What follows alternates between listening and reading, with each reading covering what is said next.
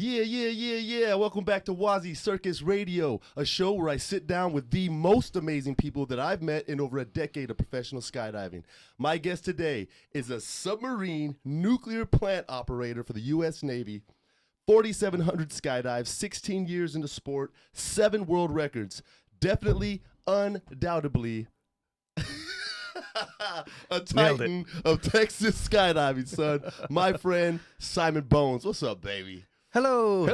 Happy to be here, buddy. Yeah, man. So if you guys have ever seen a video or a picture with a guy with a black jumpsuit and skeleton bones on his jumpsuit, maybe writing some shit out of the never-ending story, is this dude. Any skydiving pictures with a lightsaber that you've seen? It's probably this fucking dude. It was the best app ever for like 3 months. Yeah. Oh, that was everything an app? got there's an app of just like putting lightsabers on your pictures. Any picture in your photo library. Probably, yeah. Look it up on my phone. Do you remember what it was called?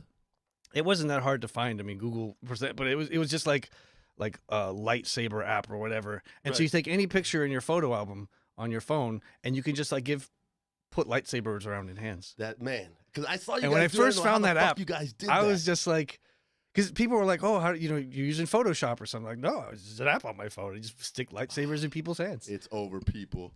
I like found this app and I was just like putting lightsabers on everything, not just skydiving. I mean, right. I've seen it with cats fighting and shit.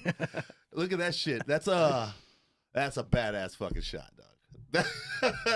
Hey, we need to lightsaber everything, people. I actually got like an email. One of these pictures was floating around. One of them with the lightsabers. I don't know if it was this one, but I actually got like an email from someone that was like they thought that it was real. Like they thought that we all went out with like toy lightsabers from like awesome. Toys R Us. Right. And it was just like, "Oh, can we get the video of the jump?" Yeah, it was like not like a skydiver, like some media company. And they were like, is there a video of that? Like of all the people with the lightsabers? Maybe they're part of a toy company marketing. I don't know what they're right. But like I had to explain, like, no, they weren't real lightsabers. We didn't like go get the the light up ones in the store and like all skydive with them. Like that would have been sick. Yeah, that would. But like sick. Actually, it was just a little app on my phone where you just put lightsabers. That reminds me, years ago, didn't you fly with swords? Is that right? Yeah, Jason and I. It was right after. Right? Yeah. Shout out Jason David Frank, buddy. Man, shout out. Well, he the Austin Tunnel had like just opened. Right. I mean, First it wasn't. I think it wasn't even like at the time when it was open to like first time flyers yet. Like it had just like they started flying it, and like skydivers bought all this time. Right. And so it was like very new, and very fun. That was a fun time. Yeah. That was a really fun time. There was a lot less rules back then. Remember we just run upstairs, no wristbands. Yeah. Just go fly. I mean, that's small, but back when you were allowed to go fly without like a jumpsuit on, you could just go take it skins if you want. Remember how exciting it was to see a tunnel with the doors that opened, that we would like get out and run around the tunnel, then jump back in like it was novelty? You mean like as opposed to like the bank vault doors? Yeah. The pressurized fucking like deep sea dive doors. Yeah. Yeah, it's just you can change people out. I mean, like efficiently wise, it's awesome, but yeah. But I don't know. It makes for more room because you can have multiple big groups for like when you're doing camps, like go in and just change a whole lot of people up, but then like actually go dirt dive outside the tunnel. Yeah, super dope. So you and Jason, tunnel isn't open yet. Swords. So he was always. For all y'all don't know, Jason David Frank is one of the first Power Rangers. Fucking skydiving motherfucker, real cool guy. The only still Power Ranger. Oh yeah, he's still with it, huh? Mm-hmm. Fuck yeah, I wouldn't let that Power Ranger money go. As far as shit. But yeah, so he's been involved with martial arts a whole lot, and I don't know. We were doing a bunch of flying together one summer, and I don't know. My inner like love for the Pirates of the Caribbean movie came out, and I was just like, oh man, like it's sword fights and stuff. That'd be cool. Like let's do it. And he was like, well, I have a martial arts school or whatever. Like I'll get some, you know. And then so we were just at Spaceline one day, and he like developed this whole like sword fighting routine that we like practiced. And had to do several goes and practice or whatever, and then he like filmed it all. Like we did it multiple days. I did this funny video of just like us sword fighting around the packing area at Spaceland. Nice. And then so we started like this was right when the tunnel opened, so we started like blasting some of the friends who were with the tunnel opening. Like, dude, you have to let us fly with these. Right. You have to let us fly with these. Like we'll keep it slow speed. Right. We'll just play a little bit with them. And then like we went there, we brought him, and like we thought we had some good traction, that like it was gonna happen, and maybe tape him up or something like that, just to get like not like chasing each other around at like 100, like topped out or anything. Right. But just to get the Like, how shot. sick would that be, though? Yeah, that would Right. be And so we just kind of went in, and then they were like, we're not going to turn it on. So we were like, I don't know, just trying to like do it on the net. Jumped. Yeah, That's we what were it just was. doing it around there practicing. I remember now. You guys jumped. But And it I came had out to be like such I an had awesome to photo. explain to everybody that shit wasn't real. That's what it was. I remember what it was because people were like, "Oh, we could do." I was like, "They're not flying, you guys. They jumped." We thought we were going to get to fly with them, though. We brought them, and like, yeah. I remember that shit. It just there was a certain person that like got cold feet right at the end. It was like, no, we're not doing it. Yeah, Danny Cordito got to fly the Olympic torch head down, Nice. topped out in Brazil. You've been locked up in Brazil. Yes. Locked up. How did you make that abroad. segue? That's a pretty good segue. So WazzyCircus Radio. All right. For one, terrified of being locked up in South America, period, or outside of America, other than Canada. I think that'd be fine.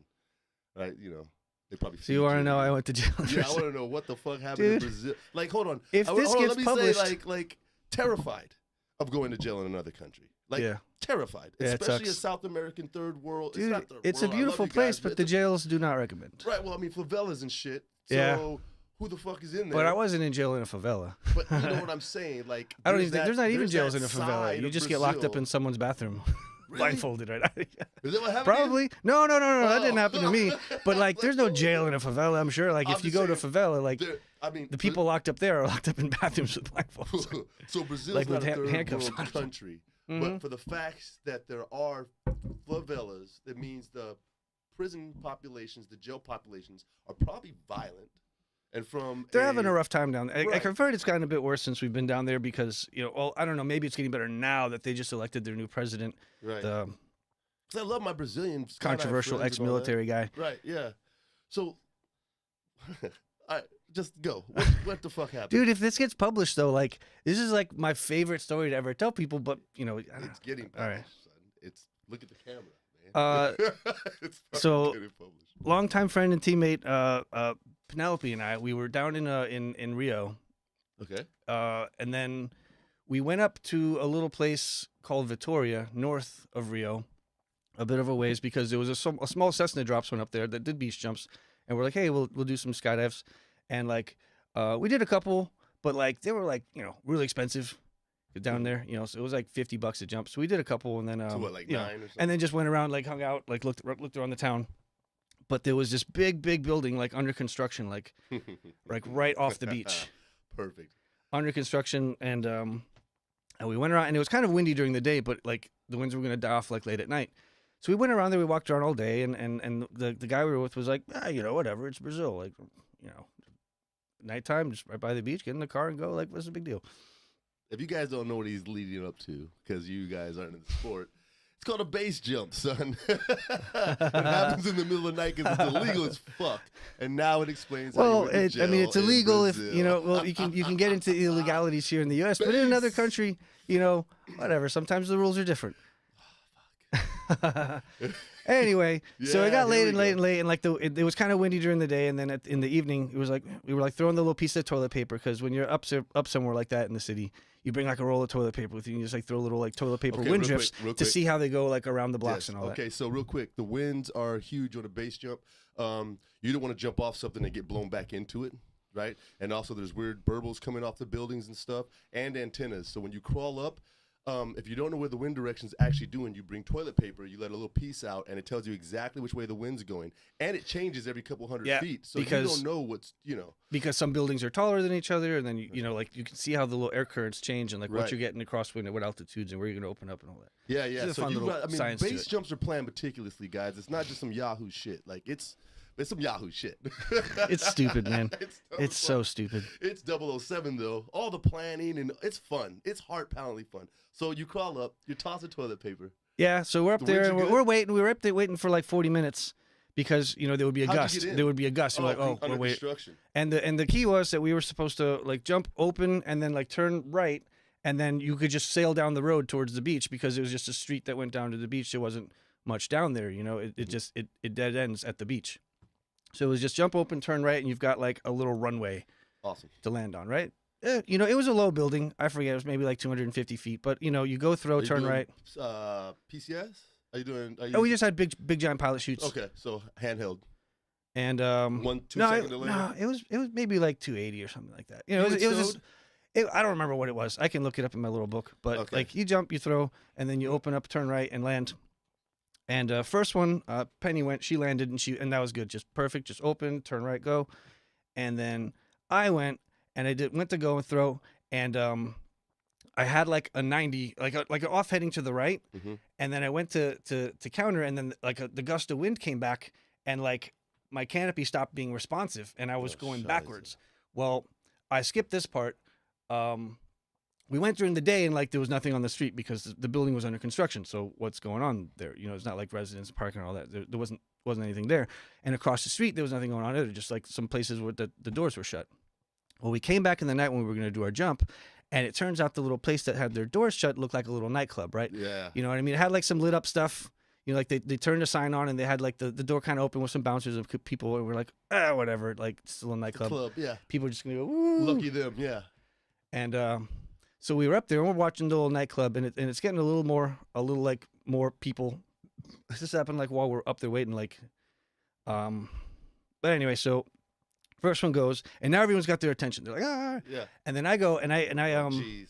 and I go have my like 90 or the off heading, and the wind just kind of like tucked me backwards, and I'm like, oh shit, I'm going backwards, like back towards the building that was across the street from where I jumped. Okay. So I turned right and then started like going backwards towards that building. So that's a little more than a 90 then, probably. I had turned right, and then I got blown backwards yeah. from a gust of wind. Yeah, damn it, man. And so I landed on the awning. It was a hard awning across the street of the building that was Of the club? Yeah, they just had like a hard awning. I landed. You landed on top of the line. It was like 10 foot up off the street, right? It was just like, oh shit, blown backward, going down. I just like flared hard, and just landed on. It was like a hard. People were big scattering, awning, right? or what? Well, what happened was like I had to go. There's little like power line distribution lines that were like right next to it. So I landed on the overhead awning, and my canopy fell and landed on the power lines, and of course they go up like a ball of fire, right? There's electrical sparks, and it's shooting everywhere, and it's like right in front of me, and like my first instinct is like get the canopy off the lines, like stop the short. So I pull, but it's snagged on there. So like as I'm pulling now, it's just like sparking more in my face, and I'm like, oh shit, I just made it mad, right? And so this is the base rig that has like the inner cutaway, right? So the tuck in back when I dug it out, cut that away, and just like backed off of it, and now the whole thing is just like blowing up. And I'm like, this is embarrassing, right? But I'm like 10 foot up. So like, I kind of like gauge the situation. You're like, oh shit, all right, that's going to keep going. Then I'm going to like hop down off the balcony and just kind of run across the street and just make a getaway or whatever. I don't know. Yeah, just get, I'm going to get the fuck out of here, right? To the beach. So I like crawl over the edge and I hung, you know, and it's like 10 foot up. So it was, you know, probably a 3 or 4 foot drop, not much. And just dropped down to my feet. And as soon as I did this big dude that had a fucking like a cop badge, like in civilian clothes, just like ran up and was like, sit down there. And I was like, I'm in Brazil, like I'm gonna try and run from some like plainclothes Brazilian cop, right? I'd have ran like a motherfucker. And it turns out that the little bouncers that stand in front of the door for the club are all off-duty cops. Because that's how they make their side income. They don't make a lot of money or anything. So he's an off-duty cop. Chase you down. Maybe you it's not just some big bozo, right? They're actually off-duty cops that were like at the little bouncers at the bar. So I'm like, oh shit, busted, right? But it's Brazil, you know. So you know, you fork out a little money, you know, and then no harm, no foul, right? You go the other way. But no, then it kind of turned into an ordeal. So because the power went out to the building and like a couple other buildings in the area, everybody had to exit the building, right? And like all these people left from this nightclub, which turns out wasn't actually a nightclub. What was it? It was a brothel. Oh, fuckery. So now all these people are piling out. Like it's the middle of the night. They're like half drunk. They were probably in bed, you know, at this brothel. Like all these Johns and hookers start coming out of this place. You're an asshole. And all these Brazilian ladies start coming and yelling at me like you owe me money, you know, but like in Portuguese, but you know, some of them in like broken English because I'm obviously, you know, just a freaking tourist. And so they're like, you owe me money. And so the police, like, they were just like, we got to get you out of here. So holy shit! So they become your fucking protectors. Kinda like Kinda, yeah. So, yeah, they put me in the back of the cop car, and we're like, all right, we're gonna go to the city and we're gonna go to the office and figure this out. And so, phew, I'm whisked away, and part of this is what's going on is that they contacted the owner of the brothel, ask if he wanted to press charges, and the guy said, oh, I'm gonna get money for this, right? So he was gonna, at this point they already had my passport. They were like, all right, we're gonna extort this guy for money. I'm like, fuck. Right? So I go to the jail.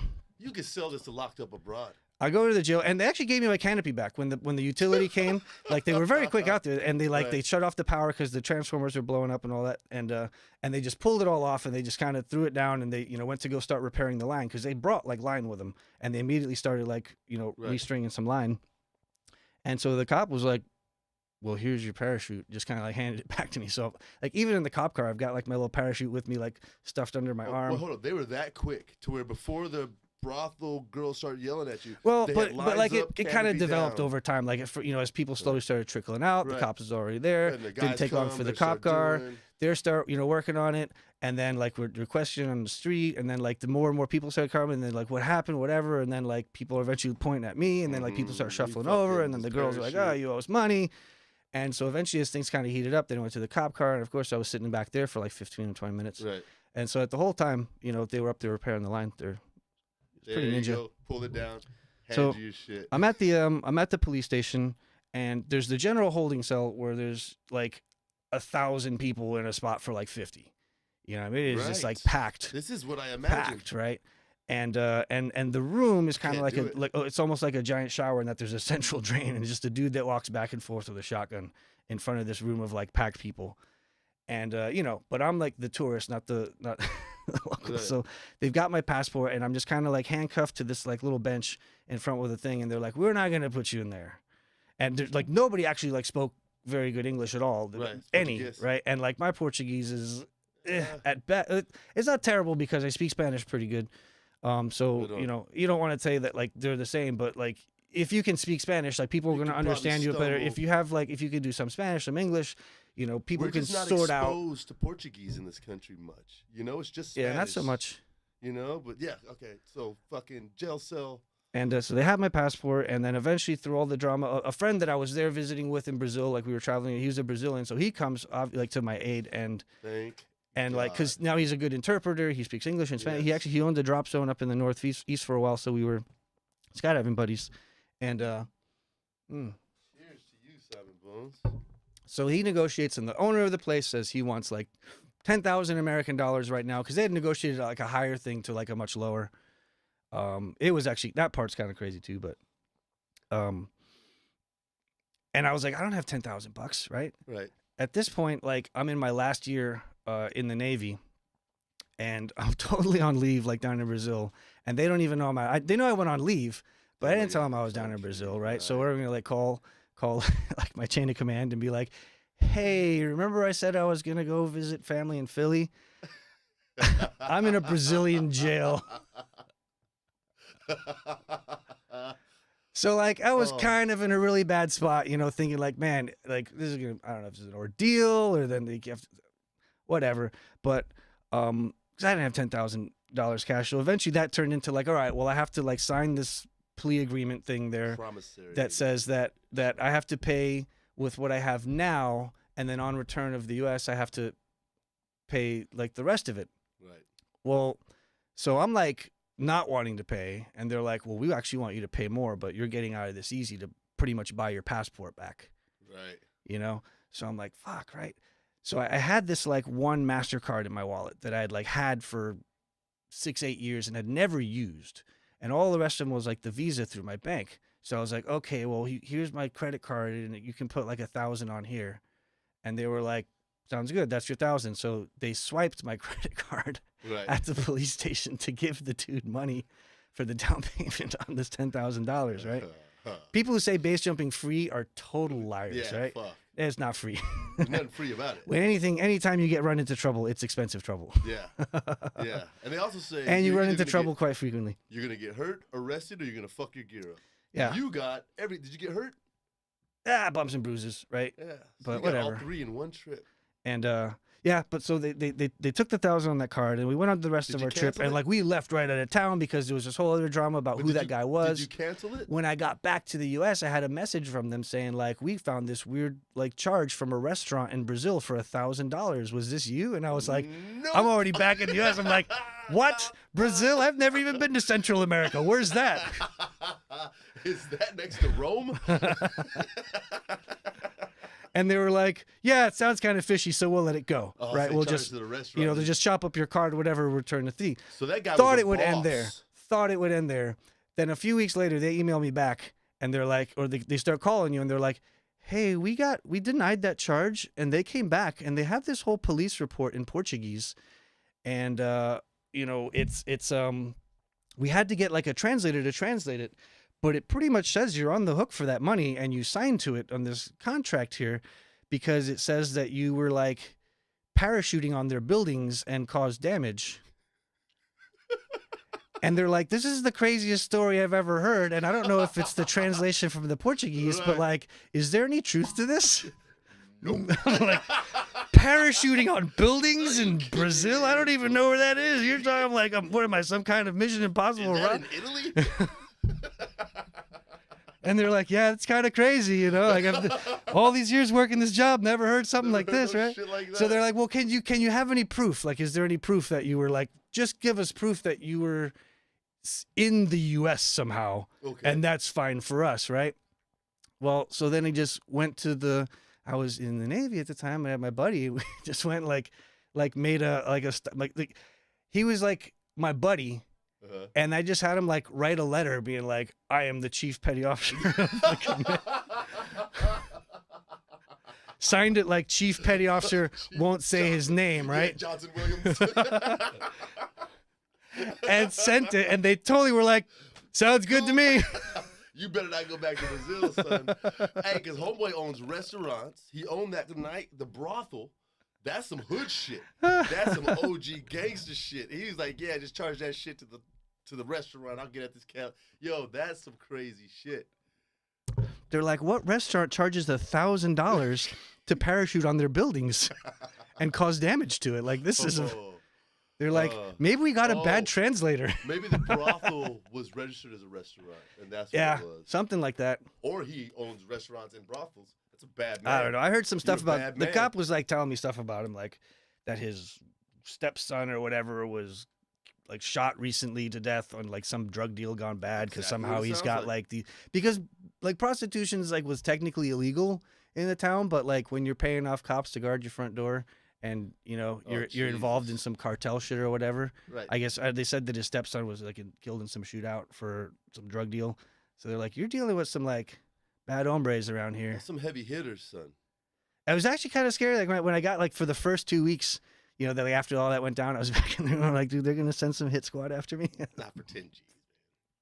And he didn't It was charge- bullshit anyway. Like what? It was like I mean, $1,000 they a lost wire. like 2 hours of revenue at their little bar. I mean, yeah, I wonder what, but $10,000. It was not $10,000, dude. how do you say you owe me money in Portuguese? $10,000 US dollars. I No wanna way. hear a bunch of chicks yelling, "You owe me money." That's fucked up. That's fun. That's probably the funnest story I've ever heard about a base jump. But that's the neat thing. Like in some kind of base jumping, like when you're climbing towers here or buildings and cranes downstairs, man, like they're all like individually like quite an adventure. Every one of my jumps has been amazing. You know, like people like I only got 35, but I tell people there were 35 badass base jumps. You know, Like weeks of planning sometimes and like Weeks of- stealing key cards to buildings and or picking locks. We Picking learned how to locks, pick yeah. locks in the Cessna or doing tandems, just sitting there on the way up, like click, click, click, click. Mhm. I mean, the Ghetto Bird crew, man. We learned from the Banditos. Those guys figuring out how to get copies of keys or how to like change the locks or like put copies of keys in the building to change out the one, you know. Hey, I'm talking about You sitting get in a into some restaurant crazy and watching stuff, man. security go around and be like, it's every 5 minutes. It's every 10 minutes he comes Mhm. around. You got to get that gate. There's the stairs. Or you hit that part of the crane and you get to the parking garage. From the parking garage, we might need a fucking rope. That shit's crazy. Yep. Shit's crazy. It's so much fun. And, And part it's of not me's even glad I just don't the really jump. do it much anymore. Nah, I don't do it at all anymore. I remember it's not just the jump. 'Cause, The like, planning was fun to me, man. There comes a time when you're just like, man, I could like risk professional licensure or something like that. Yes. Well, I can't get arrested and I can't get hurt. Mm-hmm. You know what I mean? I've got to work. I'm not allowed to get arrested, so. Yeah, fuck. I mean, other than the one time in Brazil. No, it doesn't even exist. And then the time I was 16 drinking beer. Okay, we're not gonna talk about me. All right, you have been on the record chase for years. Like you've 7 world records and countless state and local records. I have been on the chase to see the upright formations get to 100 people. How close are we? The current one is 72. Okay.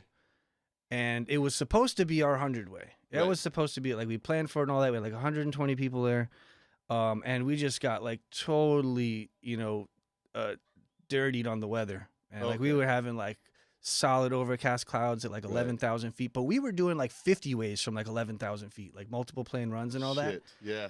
And so it was like 3 days of doing like 50 ways from 11. And you're like building pretty good. We were just like pretty proud of ourselves for being like, man, from 11 grand, we were building almost 50 ways on our feet. That's nice. But then like on the last day, we had like one last day of record jumps. And that's when like the skies opened up. And it was like for 120 people here, like only 50, about 50 people were doing 50 ways. And then we had like a 40 ways group. Like, and then, there was just a lot of, then to go from there to like 100. Right. So they were like, let's stage it up based on our success rate. So we went up to like 72. I don't know, maybe it took us like an attempt or two, but like we nailed it. And then they were like, there's like 2 jumps left. Like we're not gonna like go up to 100 for the last 2 and then walk away. Like quit while you're ahead kind of thing. Yeah, but this year. Yeah. So this year, I just got back from Phoenix. The Arsenal crew was they've really ran with this upright big wave football, and it's been awesome. So to get on this record, you have to go to Arizona to do a camp? No, not necessarily. Like this year, they're doing tryouts in Sebastian. Okay. And that'll be like Jason Russell and Steph. They're doing that. Shout out Jason Russell. Yeah, and then they're doing some Imperial Brava.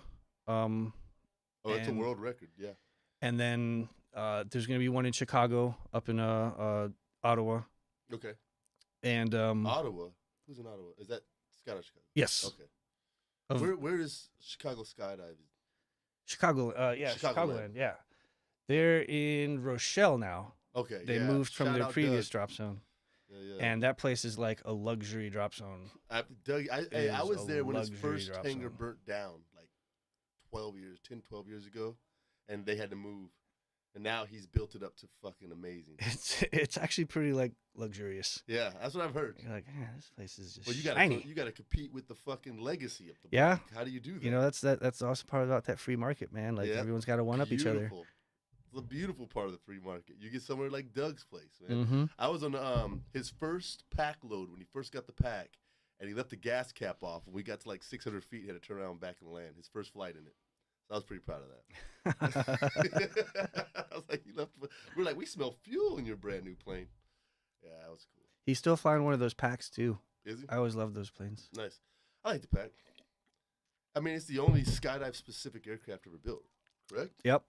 Right? Well, it was like repurposed. It was like a crop duster in New Zealand for a while, and then they were it was repurposed. I don't know. I guess they were like, well, if you just outfit this with electronics, like, it could be, and then modify the door, right, and then put some bars on the outside. Like, it could actually be a really good, awesome plane because it's economic, right? You can run like 4 loads an hour on that thing. You can start it with less people because it's so much more fuel efficient and all that stuff. Right. So I don't know. You always get those like pack haters that were like, but the wing is weird. Yeah, the tail's low. The tail's low. But and then don't jump up. And then I was like, well, I don't know about you, but we'll start it with 7 and turn it with 5, and then it's a 6-minute ride to altitude when it's not a lot of people. And because I did a tandem earlier today, my jumps are $17 for the rest of the day. Right. No, it was $13 the staff rate there at the time when I was jumping in a good pack drop zone, and $13. It was 17. Because I'm trying to remember, because if you did like a work jump, you got paid like $35. But then if you were trying to fun jump it all off, that means on your staff rate, it was 2 fun jumps and $1. For each jump. For each jump. Oh, that's dope. Right? So, yeah. So he's smart. You show up Saturday morning. He's smart. He ain't got to pay you a goddamn thing. The plane's going up anyway. So you show up Saturday morning and you go throw down like 4 tandem jumps. Just That jump means that shit off. You got 8 jumps. that means I got 8 jumps and $4 on my account at the end of the day. You get a sandwich. I could finish my tandems, like do some hot loads, and then boom, just go throw on like 8 free fly jumps all day. Nice. So are you in Chicago a lot? I had been going quite a few times a year for a few different fun things. We get to do some like intro to sit flying formation building stuff. Some of the boogies over the years have been awesome at Doug's new place. Because, you know, they got the volleyball courts out there. Everybody's the outdoor bar, the music, the bands and everything. And you're like swooping the back. Yeah, Shout out CSC, it's a nice place, putting man. it down. So the boogies are always fun, and like everybody goes 110%. Nice. They had like the beer Olympics every year with Sunpath. Nice. Yeah. So look, I took something from Doug years ago, and I brought it to every fucking drop zone I can. Okay. He couldn't sell beer. You can't sell beer. Well, that has changed. Well, but before you couldn't. But you could raffle off a T-shirt once a year. $3 raffle tickets, and with every raffle ticket, free beer. I like it. Fuck yeah. And they raffled off the shirt at the end of the year. And they actually did it. They did the raffle. They pulled a ticket and gave it away. Completely legit. I was like, you're the fucking man. This is how it is from now on, dude. That's dope. Man, you're a world traveler. Like, on a real level, party people. Not like he's been to fucking every sandals resort. Now, I've actually never done an all-inclusive. Like, I'm not into the... They're the shit. I just much prefer a backpack and a hostel and a freaking crummy bus ride. It depends. But if you just need to chill out, man, and just go walk around, be alone, eat and drink to your heart's desire with no distractions. Like, if we're at a all-inclusive, we don't really go to the city. You know what I mean? Mm-hmm. We're there for the all-inclusive experience. It's not really a travel experience. It's an all-inclusive, chill out, don't have to do anything. I get it. It's but like yours is a travel experience, a backpack, a hostel. Let's go. We have more fun that way. Pakistan, I mean, Hungary, we did like Budapest. one like it wasn't like a all-inclusive resort, but it was like a little resort hotel on the beach. You know, you start to pay for all your drinks or whatever, but it was just like a nice little place on the beach that had like a little restaurant or whatever. That was in Belize, down in the south part in Placencia. You know, it's this nice little like tourist kind of like beachfront getaway area of Belize. And yeah, it was nice for a few days. Kind of just did the whole like layout on the beach and sip, you know, little drinks on those little like on the little the nice couches they put on the. It was really fun. Like just sipping rum and OJs. You know, they call them the panty rippers down there. Panty rippers. Or rum and pineapple juice. Rum and pineapple juice. That's what it is. And they make great rum down there in Belize. But yeah, outside of that, like we just do a lot more like hit it hard backpacks, hostels. So what is the Simon Bones travel experience like? You go, like, let's say you're gonna go to where Sri Lanka, Colombo, right? Colombo, okay. Yeah, well that's I think the capital of Sri Lanka. I've eyed that place up before. I really need to spend a lot more time doing the Central Asia thing, and some friends and I we're really aiming to start for. I think we're looking at summer 2020. We're gonna try and do over the course of more than one trip, pretty much most of if all the length of the Himalayas. You're gonna walk it. Yeah, I mean, not like strictly trekking. Hold on, I got a thing here. Yeah, like maybe not like the whole thing on a trek. I mean, there would just be thousands and thousands of miles. Like, I mean, you know, you could take a bus from this town to that town, and then like do this hike this way over here, and then you know catch like a city to city bus there. But like do it all the way from like eastern Bhutan through Nepal, parts you know through Tibet. Like we already have the 10-year China visa.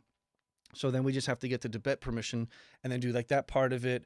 Probably try and throw in like an Everest base camp and then keep it going. You got to go through the chicken neck of India and then you can start getting into like Pakistan, which is like save that one to the end. You know, hope the situation is a little more favorable for American passports and stuff like that. Right. But the goal is ultimately over the years to do the whole length of the Himalayas from Bhutan all the way through Pakistan. That's rough, right? It would take a few trips. I mean, just.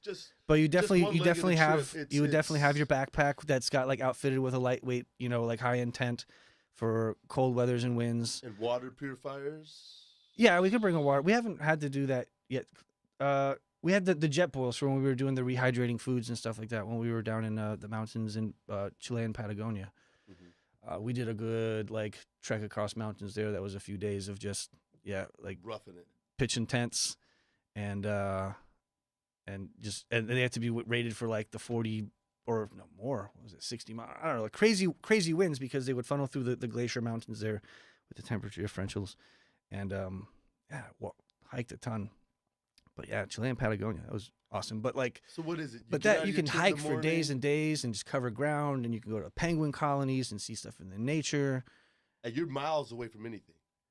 At oftentimes, yeah. But then also mix it up because to get out there, you got to go into a cool city like Buenos Aires, right? So then just go spend 4 days like doing like tango dancing with steak and wine in Buenos Aires, and then like catch the flight out of there to a more regional place like way out in the middle of nowhere, and go on a cool like hike or take a bus to some glacier, and go to these remote villages, and just rough it that way for a while, and then go back to the city, and then Right. go tango dancing or whatever. What's one of the most breathtaking views you've ever seen on a trip? A lot of those like mountain trek areas can just be like really beautiful like that, like the Patagonia areas of like Argentina and Chile. But then like last summer we went out to the Caucasus Mountains. That was out there in Azerbaijan, Armenia, and the Republic of Georgia. Okay. And we had some good skydiving friends, Wade and Rose right. We all went out there together on just this crazy adventure of just backpacking, and we didn't do the tenting this time because we had planned for the mountain trek through the Greater Caucasus Mountains, way back there in the Svaneti Valley of the Republic of Georgia.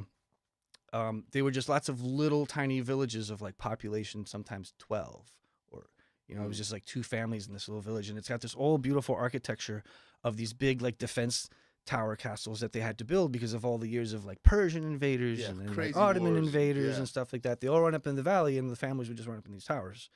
And it's like sick because all down the mountain valley you can just see these big stone towers. And we just like hiked for something like 4 days, some like village to village. And we had to do a few mountain passes to go from one valley over the Caucasus Mountains into the next valley to go stay at another little village. And these villages had like mud roads with like cattle walking down the roads and all that stuff, and like the 4 of us would just get these like 4 little corner bunks for like backpackers who were on that. Some of these little towns just had like a house that some old lady ran, but she realized the market for like backpackers, and she just like turned a room into like 4 bunk beds, and you would just go, and like you couldn't really like, for some of them, get like bookings ahead of time. Some of them you just had to like show up and then just ask like where you can get a place to stay for the night. And they're like, but these old Georgian ladies in the mountains, like they loved it, right? Because they would like cook a big dinner, and and you just pay some money, like 20, whatever for, and she'd bring out like, because they live out in the middle of nowhere, so like all their wine, like they hand make all their like little distillations to like the local hooch, the cha-cha, like they, it's like moonshine, but like in the Caucasus Mountains, right? They call it the cha-cha, and it comes from like distilled grapes.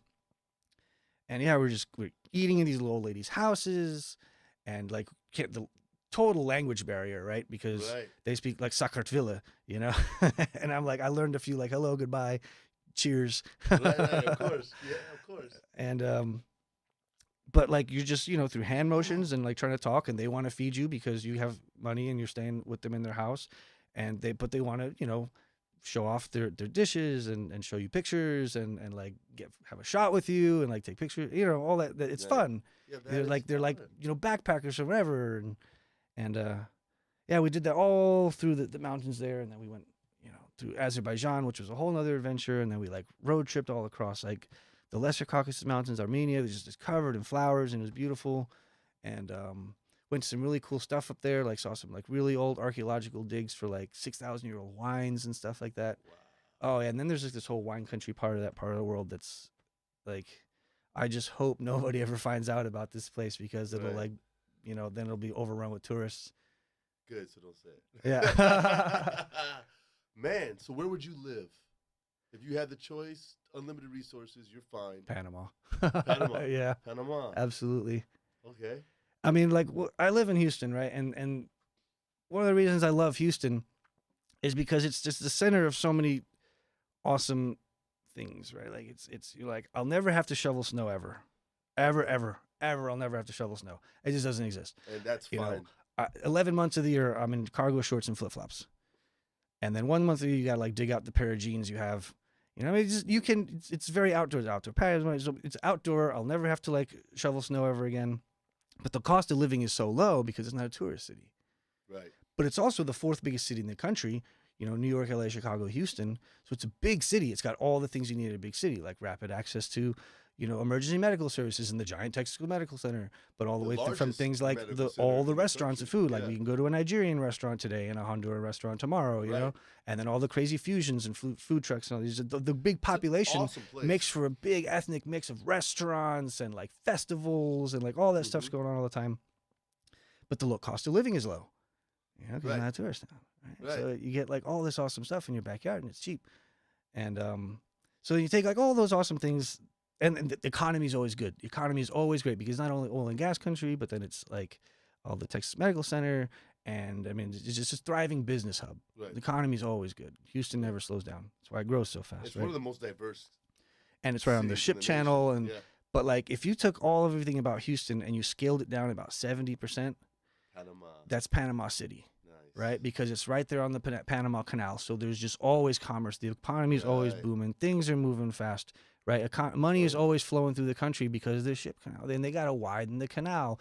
Recently, we were down there, and it was like they're building a second parallel canal next to it. That has to go bigger for some of the bigger shipping trucks that are going all throughout Southeast Asia, and then like after the Southeast Asia, they go up through the canal and then up to Houston to just to distribute. But like, so the city is like a booming, big, bustling place, but it's right on the Pacific coast.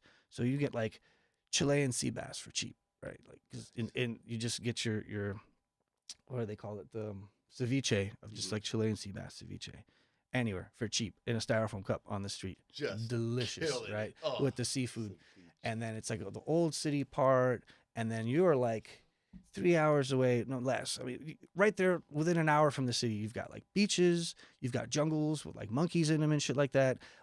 Birds, all the migratory birds of the North American continent start funneling down into narrower and narrower and narrower land space that is Panama. And the bird density goes crazy with all these tropical birds and migratory birds everywhere. Sounds like heaven, dude. Gorgeous, right? And then there's beaches, and then there's the big city, and then you go into the mountains to go to like coffee bean farms. Wow. And then there's the east coast of it too, because it's narrow. You could like literally go and watch sunrise on the beach in the Caribbean, and then like drive an hour and a half, and then go watch sunset on the beach on the Pacific coast. That's pretty cool. See what I'm saying, right? Yeah. You're like, I got the Caribbean to my right, I got the Pacific coast to my left, an abundance of seafood, mountains, birds. The temperature varies daily from between like 76 degrees Fahrenheit to like 82 degrees Fahrenheit. Like the high and low for the day, like consistent all year round. Wow. So what's the economy like for like versus the dollar? Is pretty much comparable. They use the U.S. dollar actually because they do so much business with the canal that the U.S. built. Right. Since the U.S. built that canal and owned it for many years before they turned it back to the Panamanian government after you get your return on investment, right? Right. But now their economy is entirely in U.S. dollars. You go down there and pay in dollars, except for the coins, right? So what they do is they make exact copies of the U.S. coins of like shape and weight, and they just have a different print on them that are like Panama, right? So like they would each work in a quarter would work in a quarter here or there. If you can bring them back and use them because they're exactly the same and worth exactly the same, except they just don't have the they're mint. They just started making them with like the Panama stuff on it. So there is a little bit of like localness to their currency. That's pretty rad. And is there a Panama skydive? They do. I know they do like a boogie out on the island that's off the west of Panama City. We haven't been to the boogie. And then some of the tourist towns, I'm sure, like Bocas del Toro and all that. There's probably some Cessna operations and all that. And like, and I know that over the years people would organize little getaway jump weekends like that because there's one coming up in Costa Rica. People get those going together like around the Caribbean where it's just mob out, like rent a plane for a week. Everybody splits the cost and go big. But they're pricey boogies. I don't go to as much because you're playing plane and travel and a big slice of the pie, right, to make it happen. Man, so favorite food, like where's the one thing you ate and you're like, good God, and what country was that? Well, if you're a sushi fan, obviously like Tokyo. Okay. Right, to go to like the Tokyo fish market, like the Fukushiji. I couldn't pronounce it then. Like I'm gonna like remember back and do it right. But yeah, like for there, like sushi is a breakfast food. Seriously? Yeah, and hear me out on this, right? Because it's a market, right? It's a fish market. That's where like all these big fishermen come in and their prize, like their income is selling for sometimes millions of dollars, these like deep sea, very, very deep sea, like large tunas that are like, 2,000-pound tuna fish from the deep cold that's just got like the best fatty meat because it's a cold water deep sea tuna. And once you start cutting them up, like, it's at its most delicious to going back from there, and they dry ice pack those and they send them around to New York City and Las Vegas and Los Angeles and all that stuff. But you are there like when it's coming off, and like the local places, the little local, sushi houses at the fish market, they're getting that fresh cut every morning that by the time you get it in Las Vegas or something like that, it's at least 2 days old, right? It's a super high cut, and it's been very well preserved and chilled to get there overnight, and we pay such a premium for it. But it's still like 2 days old, right? So if you're a sushi fan, like just going to Tokyo and just like going for breakfast, because that is even more fresh than lunch. Wow. So you get up early and you go out there to get like a sushi breakfast of just the most freshest, like high-end, top dollar, gold-plated fucking fish from off the Sea of Japan. Awesome. That is a good place for the hungry sushi fans among us. But then there's also like Oktoberfest in Germany, man. Like if you're a schnitzel fan, that whole region, and like Germany and like Bavaria through Austria. Oh yeah, if you're a schnitzel fan. If you're a schnitzel fan, you're obviously a schnitzel in Vienna, I saw the biggest schnitzel I've ever seen in my life. They put it right in front of me. Was it a juicy schnitzel? It was. They put it right in front of me. I put it in my mouth. It was heaven, man. That's fucking cool. So, what inspired you to start brewing mead and beer and alcohol? Weren't you into like petroleum? Weren't you in the lab for a while? I mean, I had some lab classes at university and No, all that. I remember pictures of you in the lab, like with some shit. Oh, my kitchen. Oh, okay. So I have like a full like little like yeast lab. Like it's my kitchen, right? But I have like all like the stir plates and the two this dude's eccentric, 1 son. 2 liter flask, around. 5 liter flasks, and I have like an autoclave. Like don't tell anybody. Shit, that's published now. I mean, petri dishes and like pipettes and all that. Yeah, because I got into like the yeast science part of it for a while, and oh man, what like a rabbit hole of adventure going into the yeast sciences of home brewing. Yeah, but we're drinking some of your cider. Yes, so Claire and I. Well, I'm not because it's gone. Where did it go? Let me see. It's right there. Commercial. No, fucking. Let's talk. Oh. It's a cider. I figured it was It's sour. It's sour as fuck at first, and you're like, whoa, it tastes like hooch from jail. Show you how much I've been locked up. Yeah, it tastes like hooch a little bit, and then you're like, oh, fuck. We try to make a cider like once or twice a year. I don't need to know that. We try to make a cider like once or twice a year, and it's fun because in the fall you go to the grocery stores and you see these big like handle jugs of cider that just at the grocery store. And it's like we're just gonna buy one of those, and we're gonna like dump a bunch of honey from our bees in it. Mm-hmm. and then ferment it. Hold on, pause. We're gonna dump a bunch of honey from our bees in it. Yeah. Eccentric, son. I'm not fucking around. This is my dog. What up, Bones? My beard's gone. Yeah, that's gone. So you have bees? You're a beekeeper? Yes, we have 2 hives on our rooftop. We live in the downtown area of Houston. We're all lacking at life, guys. If you haven't gone through the lower Caucasus and stared at the flowers and played with your bees and made your own mead, you're fucking slipping, son. Step your game up, baby boy. No, it's.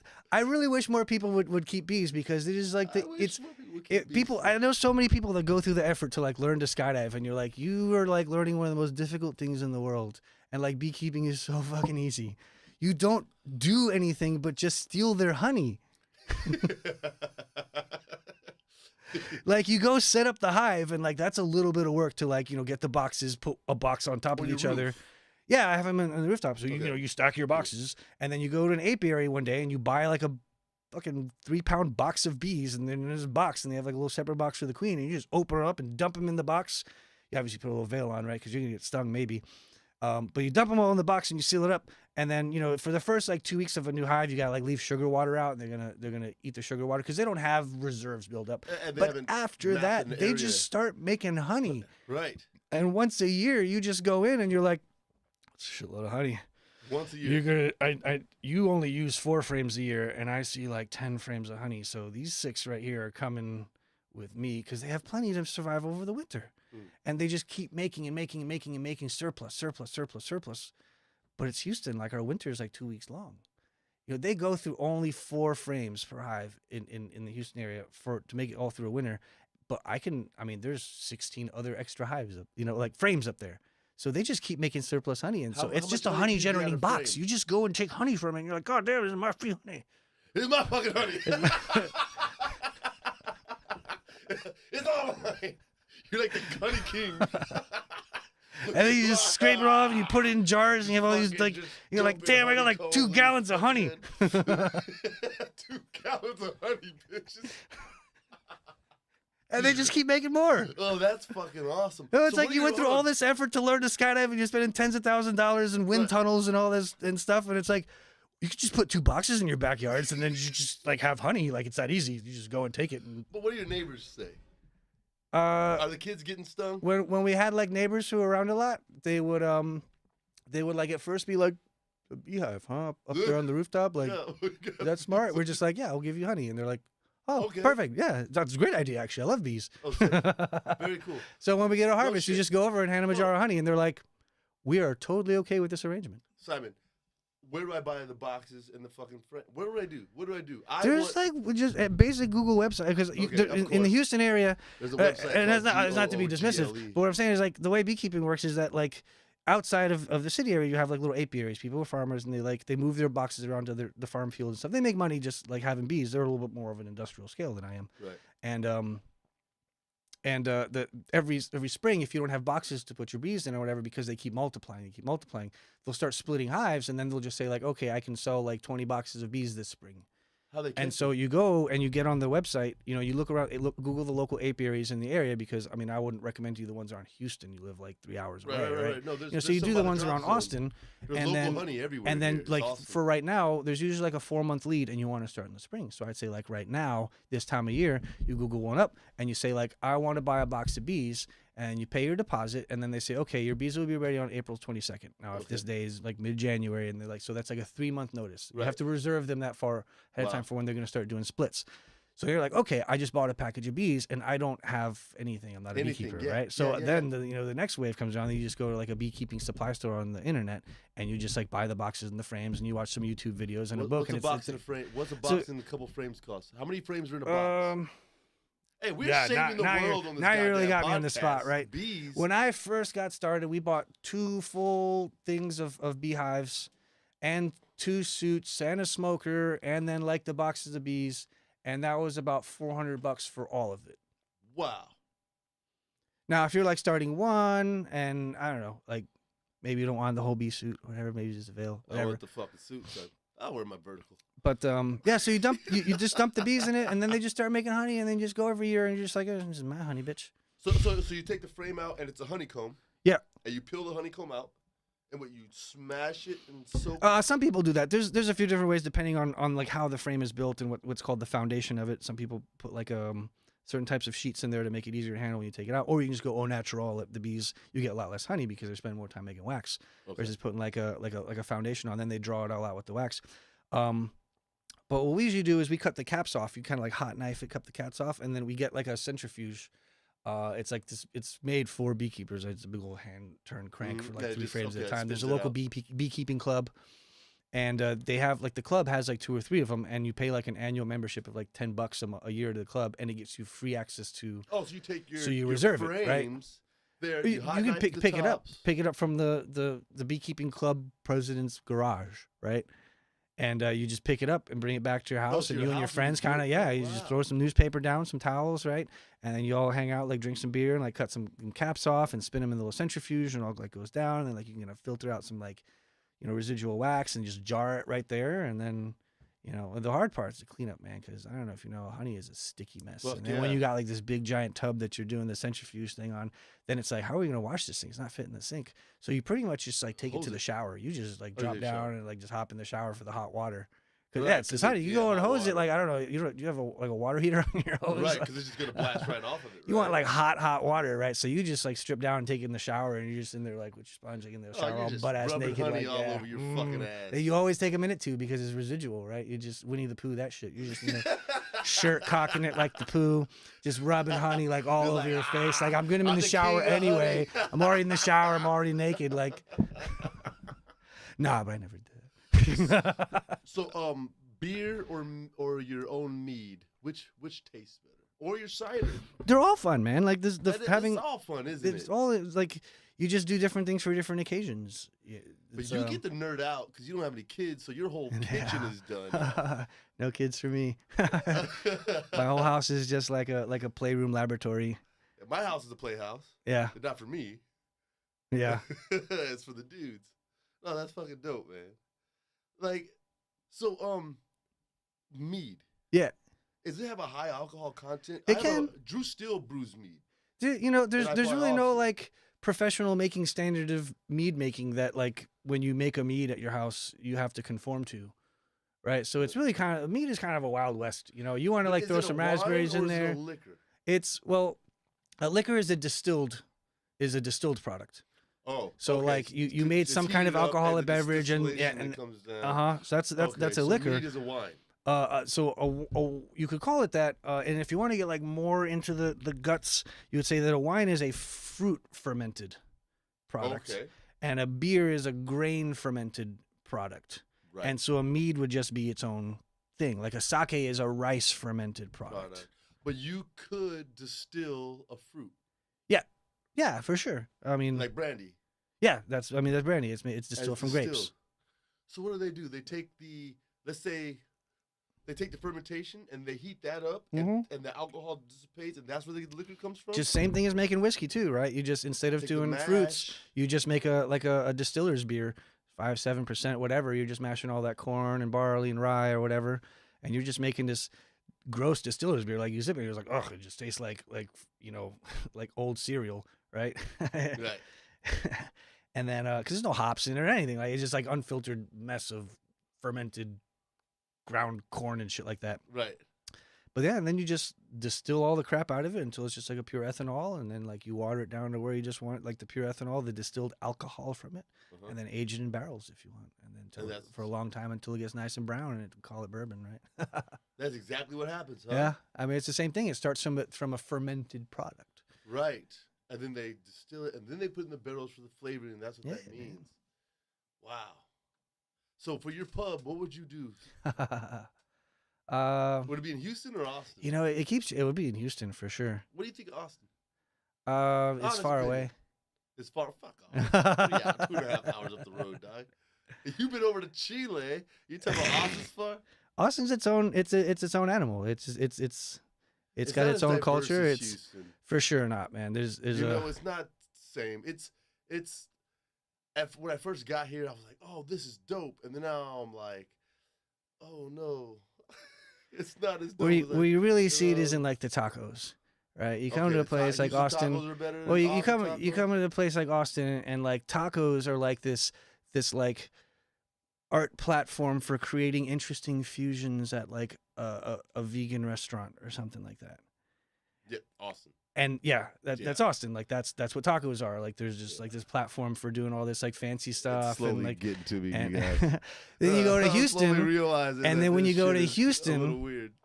going out for tacos means something entirely different. Okay. Right? Like you're on your bike riding down the neighborhood, and you got to find that like gravel lot with like the little like food truck in the corner, and the old granny's in there like still making her little tortillas. Right? She's like doesn't speak like English. And she's just like rolling them out like on the little flat thing, heating them up, and then you get like the you can pick the different meats with the lime and the cilantro, and they're like small, they're like $1 each, and you just get like 6 of them. Done. Fuck yeah, you do. That's how it was. You get them like pastor, or the chicken, or all that, and you just get these like, and then that is legit. Those are what legit. tacos are, right? That is Austin legit. took the idea of tacos and turned it into this like Thing, and they charge $5 Like- a fucking taco. yeah, $5-6 a taco, you know, to like do Same this, thing. you know, to turn it into like an art show or something like that. So when we first And got then here, you we go were to Houston, like, no, impressed. this is legit. Like, this is where like what real tacos are, and you just ride your Right. bike from taco truck to taco Yeah. truck all fucking day, all fucking night. Just get like 3-4 tacos over here from that lady, and then you go to like that white taco truck over there, and they're just selling for $1, and like that's eating tacos. That's, man, when we first got here, we were amazed about the food truck culture because it's a veneer. Holy shit, there's food trucks. There's all these cool restaurants. They don't need a building, and they can create. But then you walk up and the menu prices are $13, $8, $10 for an item, and it's like this in Oklahoma. That's Austin culture. Dude, we go up to this one fucking taco truck, baby, $1 a taco, fresh onion, cilantro, And little old steak, ladies in there like cheese, chopping shit up, right? Homemade corn tortillas for your ass, dude, $1 each.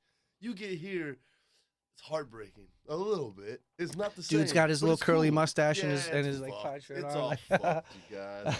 We gotta go to Panama. We're all headed to Panama. All right, so I would we're live gonna there, get man. to the Friday freak out, baby. We are skydivers. We've been doing this shit. He's been doing it longer than me. 16 years in. I'm 14 years in. Right when I was We were 19, man. saying- Yeah, we were saying that numbers don't feel weird. 5,000, 10,000 skydives. But when you start getting 15, 14, 13 years in the sport, 20 years, man. Some- fuck, yeah. it feels, but It's like, how is your body still held together? oh, yeah, I'm fucked right now. But here's the deal. How much respect do you have for the guys that have 15, 16 years in the sport, a couple thousand jumps? It's like, man, you know, even though on this end of it, we're Suppose like, they're they colleagues. just gave up on life and went skydiving. But as an upcoming jumper, you're like, these guys are sky gods, you know, like, I sure hope not. they do. You know how it is, man. Think about how you were with 25, 30 jumps, maybe sit flying, and you see a video with a guy with a lightsaber in his hand, head down. No, but back then we didn't have stuff like that. What, the lightsabers? Yeah, when I was 19 years old, started jumping, man, people were still jumping VHS tapes on their fucking helmets. Hey, let's talk about that for a second. Yeah. To have a VHS, So when you wanted video of yourself right. and you were a young jumper, what you had to do was always carry with you my me tape. 2003. My me tape, and you had a VHS tape that was just always in your gear bag. That was your me tape. And then when you were on a jump, like you did a 4-way, and they had the little video guy, and you were, you know, the rookie like on the group trying to learn some 4-way at a little Cessna drop zone or something like that. You had to come down at the end of the day and be like, I'll buy a case of beer if I can copy those videos on my me tape. Oh. And then you would hook their camera years up to the above- VCR, yeah. and you would record your jumps to your VCR to the VHS VHS. tape, and then you would always stop it like where you last recorded, so your VHS tape was like your video logbook, Wow. because it wasn't on computers, right? So you just had VHS tapes, and you would just label the stickers like jumps from, you know, jump Right. number, whatever, Yeah. whatever, and then you would go home and you would put your little VHS tape in the VCR player. So my We didn't mentor- have YouTube and Right, right, Facebook right, and all right. this shit like that, right? Right. GoPros, GoPros. none of that, whatever. Shout out to GoPro. Thank you, GoPro. Yo, my mentor, Jack Reese, would tell us stories about VCRs with a battery pack in your jumpsuit connected to the camera. You So could some of them, fucking but they also film. had those high 8mm, and then they started using those little mini DV tapes, and the mini DV Mini tapes stuck DVs around came for out, a it was long badass. time. That was That made badass. cameras so much You had the smaller. bonehead. The little side mount right Yep. there. There's That, like the low Sony. profile, get like the little carbon Before that, it was protection the on it. PC9 and the Yep. PC1000. I had the PC1000. That was my first camera. The fisheye joint. That was the Fuck first one yeah, I that was bought. the first one I had, and I bought it from some dude in the drop zone that was done using it. You know. Before I ended up buying one of those when was very, very new jumper, because they wouldn't let you put a camera on your helmet. We would go buy those like little disposable ones from like Walmart or you know, or Kmart when they had those, you know, that you would like click and like Oh yeah, the yellow ones. yeah, they're disposable, right? And then like you would drop them off at the little film center, and then you would come back and we used to Fuck like yeah. jump out and like try and take pictures of each other with Fuck the yeah, you did. with the Fuck little, yeah, like, you did. because the drop zone management wouldn't let you like put a camera on your head, right?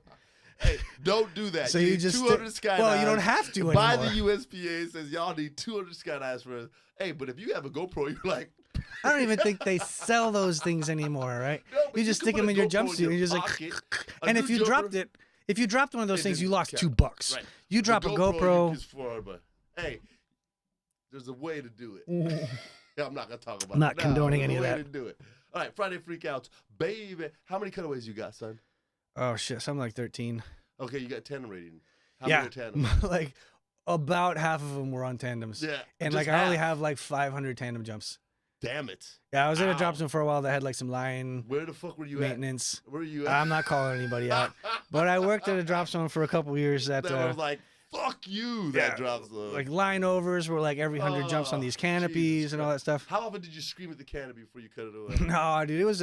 I went into that tandem skydiving culture there, like everyone was like looking forward to their next cutaway because it's not your gear. It's not. and- It's like, fuck Oh, it. whatever. Like Hey, it I would happens get every frustrated. 100 I would jumps. be like, fuck. You just kind of look up and be over like, it. sweet, let's go again, right? Again, yeah. It's like, yeah, oh, fuck, man. So I've got 15, but in 2,200 tandems, 13 of them were Yeah. tandems. Like there, it's a very tandem heavy kind of when you start skewing. Dude, you just look up, you're like, motherfucker. I used to scream at it. I'd punch my risers. No, but I didn't get mad. Like, why you take it personal? No, I just, you know, because you ain't got to go get it. It's Right, just, yeah, why take it personal? so Don't be at mad the at end, it. Just be like, here we go. We're I having fun. I would tell my students, look up. I'm like, Yeah. hey. So I Give 'em a learned look up. real quick. I think I had this on the show once. I had to learn how to stop saying oh shit. Yeah. Where shit was rad. Because they were, oh shit, man. What's wrong, man? Am I okay, man? I'm like, no, dude, you're dead. Or when you get so the now I reserve just tell open and they're like, oh, can we do that again? And you're like running out of parachutes, bro. I'm like, I just say, look up. They look up and I go, pop. They go, ah. Boom, it opens again. I'm like, how is that? That was 2 for 1. Hold these handles. This is fucked up. God damn it, I miss tandems. I do too, man. I actually like doing them. I love them. It was the. I say I gotta set aside a weekend to like go drive out to Joe's place and be like, oh man, I'm just gonna It's do just- tandems today because they're fun. Because They you gotta are keep your fun. tandem current. You You gotta keep keep your, them gotta current. keep the rating. You gotta do your jumps for the year. So you gotta like find time to fit them in. But I enjoy doing them, man. I love it. I just hate. Some. No, I worked for some good DZs. It's just that every fucking load, drop the rig, get on the plane, get on the plane. Oh, when get they're on the like plane, working get you on the- hard. It's like, dude, you fuck prep that. for I'm it. You're trying like to you look forward to it. I don't know about you, man. I'm fucking gaining weight. I'm gaining weight. So like it's like it's a day. It's like going to a gym. You know, like I'm running rigs back and forth and picking up people, I'm running not the trying to do plane. Like that. I'm like, man. I'm not trying to do that. Some people go I'm- out and run 15 miles. I just do a day of tandems. I'm like, oh I'm fuck not yeah. trying to do that shit. I'm trying to go have fun with these people. Yo, when the parachute opens and you with your first dude, the whole thing, from the high five, hi, I'm Waz, it's a great experience. It's the best experience. These people And are you develop scared over the years. You shitless. develop like your little like banter jokes Oh, that you got tell them. your- Like and that all your friends have heard 1,000 times, but they've Uh-huh. never heard it. So They're you like, say oh, it this guy again, again, dog. right? It's the same joke. because they always all day work long. on a fresh Always. on fresh meat. Always. Hey, what was the worst thing you used to tell your tandems? Like- Worst thing. Yeah, what was the worst thing you, or one of the worst things? I've got 10, man. I used to torture my. I still torture. You come to You know, iFly, I'm gonna torture you. Well, I was never really as much of a I'm gonna scare you saying like things that happen as much as I just act like an idiot. Oh, you're the dumb guy. Oh, well, is this the right fucking thing? Like I like put the harness on them, like I think that's okay. And I just like wander off, and I would just like watch them for like a minute as they're looking at their friends. Like you go meet them early, and so they're just like, I don't think it's okay. And, like, Right, they're like right. trying to look at the hook, like look at it weird, and I'll come back like I was just messing with you. I'm just kidding. Yeah. No, I wasn't. No, I wasn't. I would like torture them, not the one like, oh, you're gonna die bullshit. Yeah. I would really fuck with their brains. Like, this is bad. I was really bad. Okay, like I don't think I I was don't ever know. mean. I was. But It was bad. Sometimes So- it shakes people up no matter what you do. So if I know like my buddy Casey or Fetus has got your kid and they're exiting after me, right? We'll ride the plane, we'll do a skydive, and I'll turn up the flight line and I'll point and I'm like, look, there's your kid. And the parachute open and the video would keep going. I'm like, oh, they fell off. So bad. It's so bad. I had a lady freak out on me once, so I stopped. It was so bad. Or you know when you disconnect the laterals and they drop Oh, a and you little don't bit? tell them, Ed? I'll be like, yo, stand on my feet. And I disconnect and I just dump them. They, ah! I'm like, here, take the top. Yeah, I don't do that. I don't. Oh, dude, it was routine. I did 2,200 of the motherfucking Yeah. things. Yeah, it was routine. It was every skydive. Every skydive. Your mom fell off. You're No, gonna we would die. we had like a little shtick of like silly jokes, to, you know, like when the plane was going down the runway and they're like all tensing up. I was like, oh, we might not make it to the end of the runway. Like, help me push the plane up, Push the right? plane up, Push the push, plane up, push. right? You're like pushing on the top of the thing, and they're like, at first they go for it, and they're like, ah. You know? Oh, hey, I used to tell I just them, that was my style. It was like I just act like a fool, right? Just to I break would- the tension, you know. hey, I would tell them, hey, when the door opens, there's a rapid pressure change. you need to plug your ears and your nose or your eyeballs will pop out. And they're like, what? And I do it right when the door opens, right? And the door opens, they're like, oh, oh. The cameraman's like, chugga, chugga, chugga. You probably get great pictures of it. Yeah, absolutely. Yeah. So we got to wrap this shit up. Friday Freak Out, baby. Shout out to iloveskydiving.org. Join the team.com, I think. Andrew Revis. Yeah, it's something like that, man. They provide us with badass shit. Revicisms. He owes me a picture. I've been asking for a while. Hey, this homemade cider is pretty fucking good, son. It's nutritious. It's nutritious. Mr. Bones. Friday Freak Out, baby. Here we go. Oh, wrong fade. Oh, push play. We've got a guest engineer this evening, people. She's been doing pretty good. Shout out Allie Martin. You guys saw her on episode like 2 or 3. What is this? Oh, this is Bridge Day. This is Bridge Day. It doesn't look like oh, fuck! Fuck you. What was that? That's a bad day right there. Dumps. Oh, shit. Okay, so they're doing a 2-way off the bridge. It's Bridge Day. His homeboy goes, he goes, and instead of dumping right away, he takes a delay. The first jumper dumps, canopy comes fully out, and hits him in the face. He's rolling under the trees, man. You just got to talk. Run that again, please. Turn that to the drink. Discuss your fucking jumps, man. Talk about delays. Don't just jump off all willy-nilly. That's the lesson we learned from that shit. Well, I mean, I wasn't there. I don't know what the discussion would have had, but certainly poorly executed. Poorly executed. Boom, boom. Yeah. Homeboy's still in free fall as the canopy's coming out. I'm wondering if dude on the left like saw the pitch and maybe the timing was off. Like maybe they planned for a lot longer and they came out really quick and then kind of started calculating in his head like, do I try and fall past or do I pitch now and risk a canopy collision? And like, should I time it low? Thoughts. Like, do I have the altitude to try and whiz past it and just totally? I don't know. I'm speculating. Base thoughts. Do I? I'm gonna fucking die. That's what's gonna fucking happen. One more time, please. All right. So I see what you're saying. On the second view, you see homeboy. The canopy comes out and he kind of turns. Well, to from the left, the first view, you see dude on the left. Like he's like, should I? He's going should I? Homeboy dumped too quick. Homeboy got scared. He didn't take the delay. Hey, man, take the fucking delay. If you say you're doing 3 seconds, don't do 1.5 like a little bitch. Man, you're putting your friends in danger. I'm serious. I've had friends do that shit off the fucking bridge. If the count in your head is not like in proper timing, well, maybe doing 2 A's ain't right. Listen, let's do this shit right now. If you're going base jumping with your friends, you're doing a waterfall or some stupid shit. If you say 4 seconds, gotta be 4 seconds. 4 seconds, man, and count it out loud with your friends. Because your 4 seconds is 1, 2, 3, 4, and their 4 seconds is 1, 2, and just 3, put everyone 4. Else in danger. Yeah, so everybody count out loud. You're taking a 3, I'm taking a 4, you're taking a 2. Everybody, 1, 2, 3, 4. Now do that in free fall off the bridge. We can watch the video again. That's some bullshit. Simon Bones. Hey, we're halfway through our adventure. We're a quarter way through. We got 3 more shows to do in the next couple of years, maybe 4 or 5.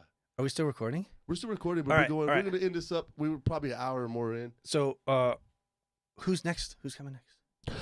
Maybe Jet Boy. Maybe there's a couple guys. Tom Hughes from Spaceland. So I'm going to push one request forward, right? Please. This whole thing about like you got the headphones on and like we can hear each other, right? But like I can hear you in my ears, right? Like your voice is so clear. Head, You're amplified in my head, right? So I was thinking, we had that discussion earlier about like you can apply voices like the Darth Vader or something like that. So you just hear your counterpart in Donald Duck voice or something like that. I kind of went there for a second, and then I thought, you know what? Have you ever done this before? Have you ever just bought some balloons and just done some like helium on the show? Not yet.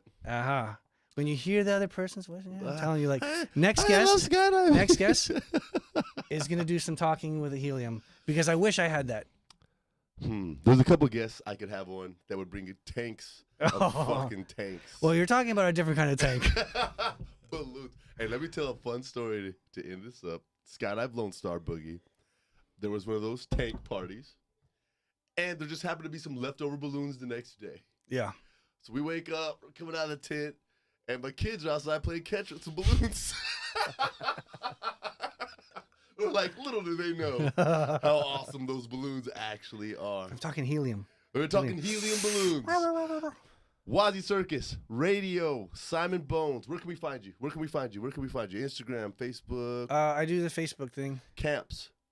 Any camps coming up? This dude Yeah, we're talking about hosts stuff the at best Chicago fucking again, head up and- camps in the tunnel. You do, man. The docking off the glass, the breaking in the formation, the Yeah, staying we on should- level. yeah, the we jumping. gotta schedule Your with us. camps are fucking amazing. I'll call I respect Jason. the shit out of you for that. I do a lot of camps and competitions.